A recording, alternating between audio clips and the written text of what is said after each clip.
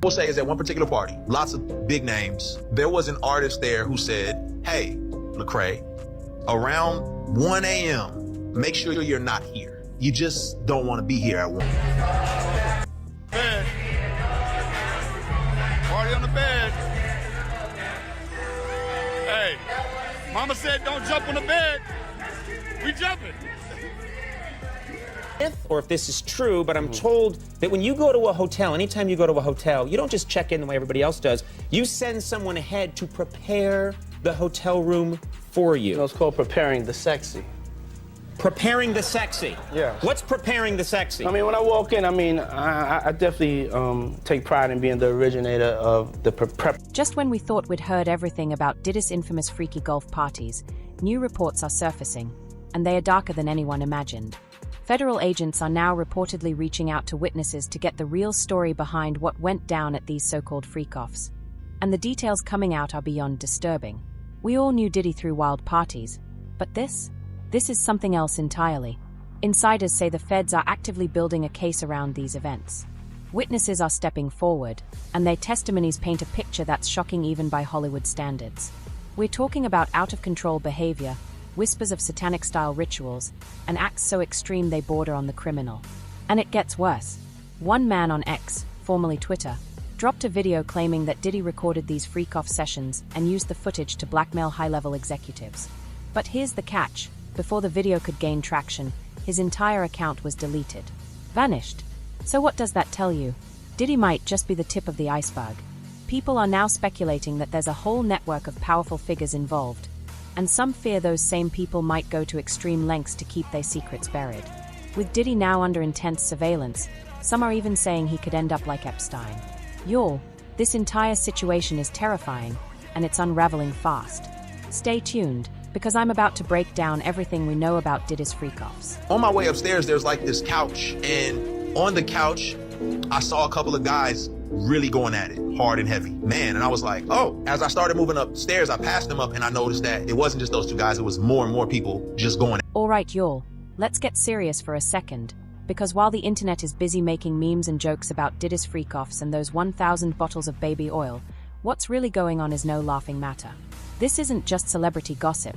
This is a dark, disturbing look into how twisted and dangerous the entertainment industry can truly be. Behind the scenes, there are powerful people, real puppet masters, who will do anything to satisfy their sick desires. And Diddy, he might not be the kingpin. He could just be another pawn in a much bigger, more sinister game. Now here's where it gets even more chilling. While Diddy's name is being dragged through every headline, there are rumors that some much bigger players are sweating bullets right now. Because if Diddy talks, if he really starts naming names, the fallout could be catastrophic. And get this, it's just been confirmed that Diddy is now on suicide watch at the Brooklyn jail, where he's being held as he awaits trial for his alleged role in an extension ring. According to the New York Post, his mental state is uncertain, so the jail is taking what they call precautionary measures.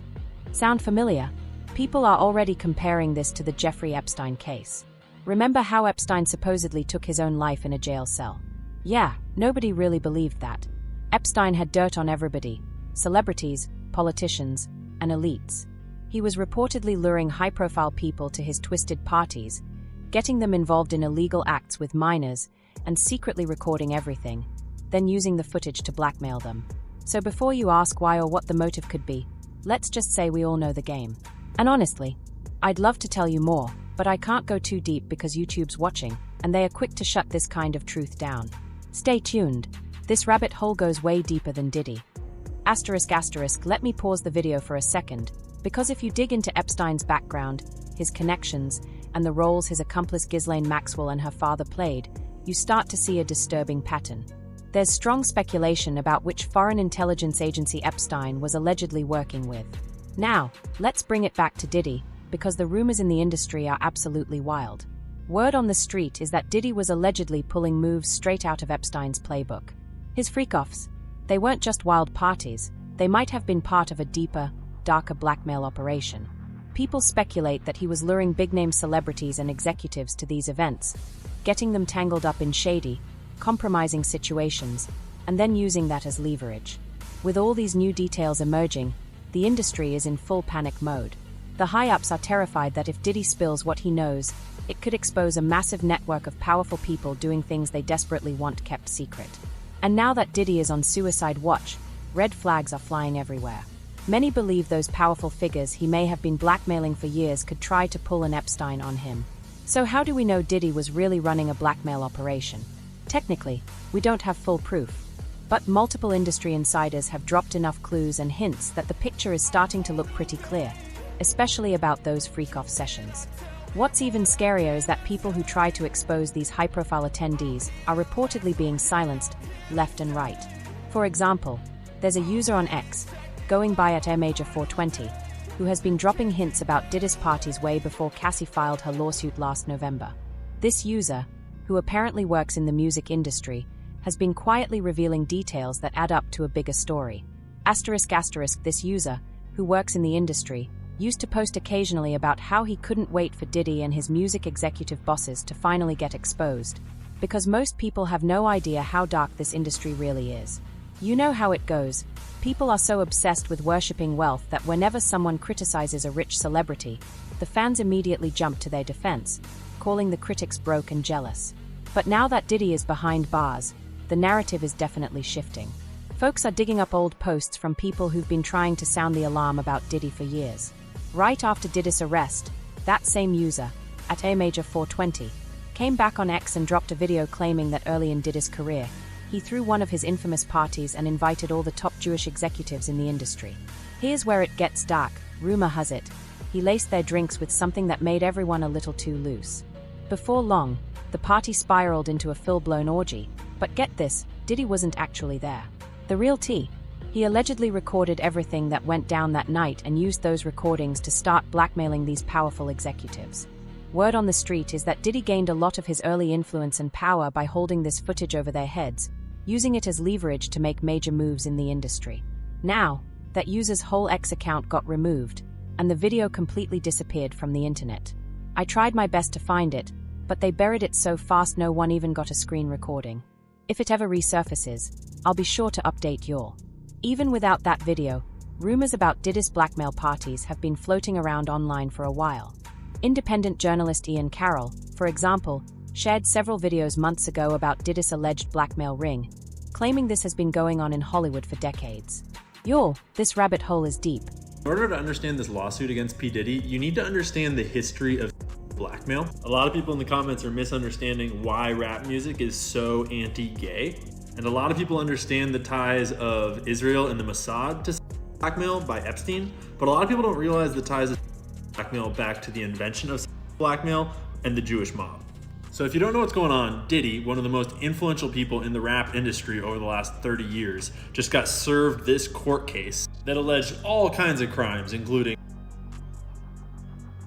especially having all of his homes wired with cameras and hosting parties with underage girls, rappers, label executives, celebrities, politicians, and collecting sex blackmail on tons of important people. Like, we're talking Jeffrey Epstein level of operation, but in the music and entertainment industries. The FBI was founded by J. Edgar Hoover. He actually was the head of the Bureau of Investigation, the BOI, before the FBI was even invented back in the 20s. He served there for 11 years. Then they invented the FBI, and he served as the head of the FBI for 37 years, totaling 48 years leading what was more or less the FBI. So we're talking like all the way from like the Great Depression through World War II into like the 60s. Like through the 60s music revolution into the 70s. All of that time period, the FBI was led by the same person, and he was one of the most corrupt government officials in all of US history. And understanding the state of organized crime and of law enforcement in America is impossible if you don't know about J. Edgar Hoover. And understanding the nature is impossible if you don't know about Meyer Lansky, who was a boss in the Jewish mob back in the 30s, 20s, like the Prohibition days and so on. Meyer Lansky, this Jewish mob boss, basically invented the concept of blackmail. And he did it blackmailing J. Edgar Hoover, the guy who was explicitly supposed to be taking guys like Meyer Lansky down.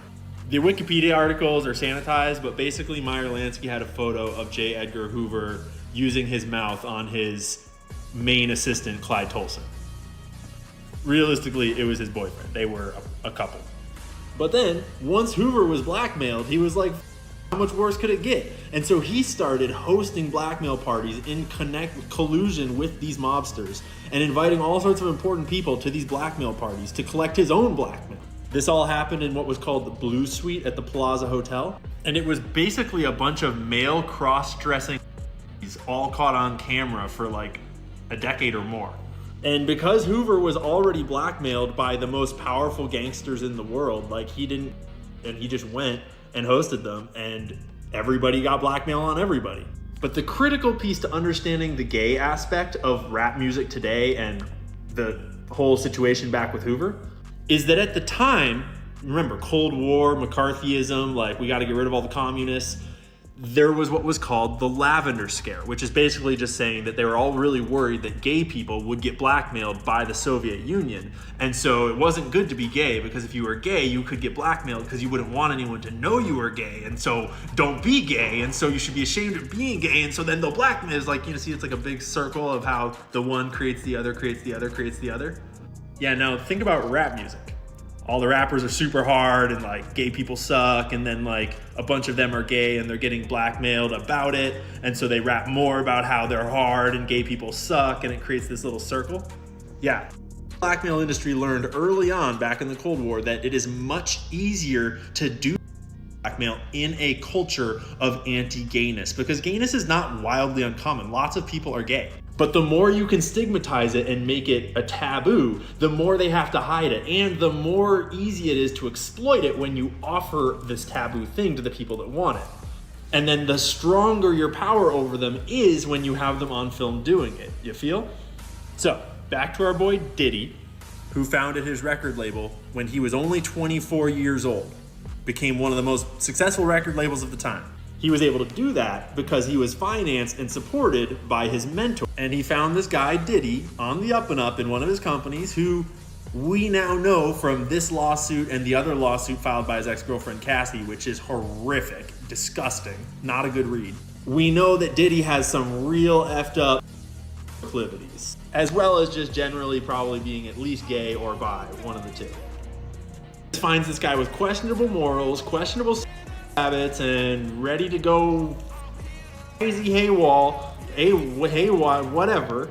Like, he's willing to shoot people, he's willing to launder money, he's willing to do crazy, he's willing to do basically anything. This is just me speculating on his motivations, but mentored Diddy and brought him up and elevated him to a record executive by helping him found his label, Bad Boy Records.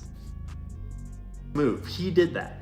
And then Diddy, along with a lot of help from a lot of other people all around him, proceeded to do 30 years worth of blackmail operations within the rap industry and promoted artists that seem to have been ensnared in it, like Usher, for example, like Meek Mills. Hell, even Justin Bieber is like directly in this storyline.